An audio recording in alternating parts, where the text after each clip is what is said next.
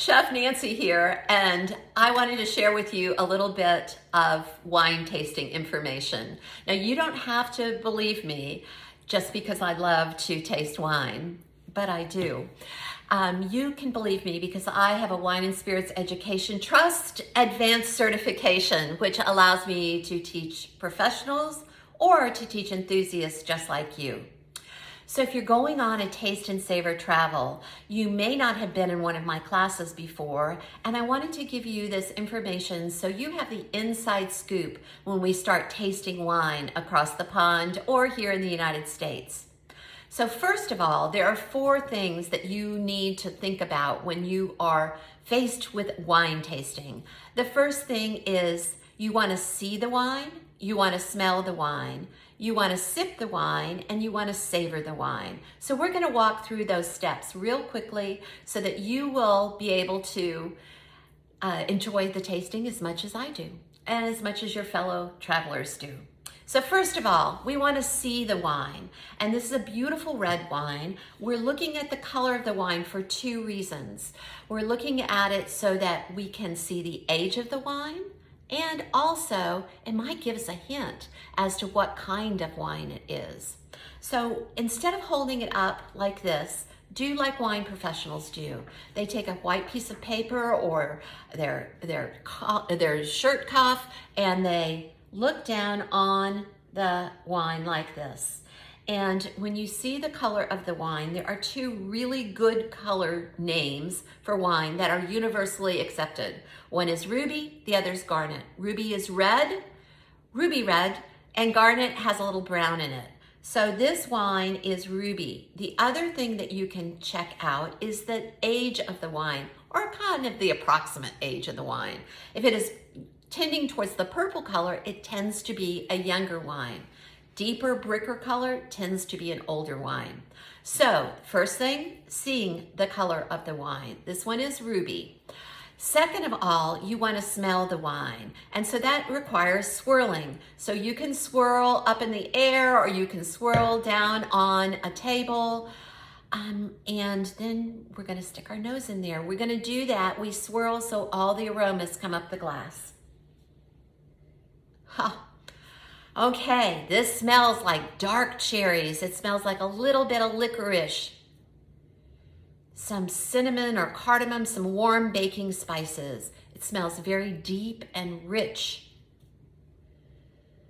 If you have a hard time identifying aromas in wine, don't be discouraged. It's just practice. You have to smell a lot of wine before you can identify those flavors. Another thing to notice is that my cinnamon might be your cookies, okay? We think about aromas and actually flavors as our experience, as our palate has experienced different flavors and aromas. So if you're having a hard time getting something aroma out of the glass, you can also put your hand on top, swirl it around, and then smell. That will concentrate all the flavors. That might help. Okay, so that's 2. That is smelling the wine. The third, and my favorite part, is sipping the wine. So we're never going to judge a wine on its first sip if we haven't had any other wine, because we need to get your mouth accustomed to the wine. So we're going to sip it and let it run all over our mouth.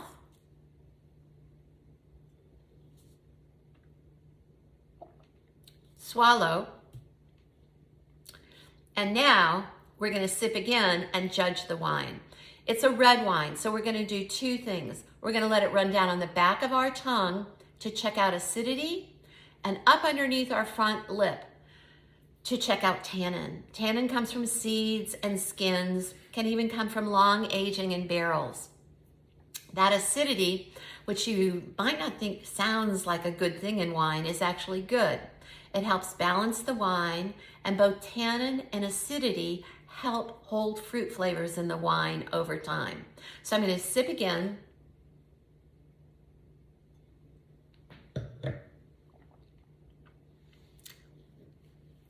And my mouth is still watering, so it has nice acidity. Acidity also helps wine go really well with food. And if there's no acidity in the wine, we call it flat or flabby in the wine world. That's not a good thing. I ran it up underneath my front lip, and yes, my teeth feel like they have a light sweater on them, or they need to be brushed. That means there is some tannin, and that's not surprising because remember I said the color was deep and rich. This is a red wine that's got some tannin in there. Delicious.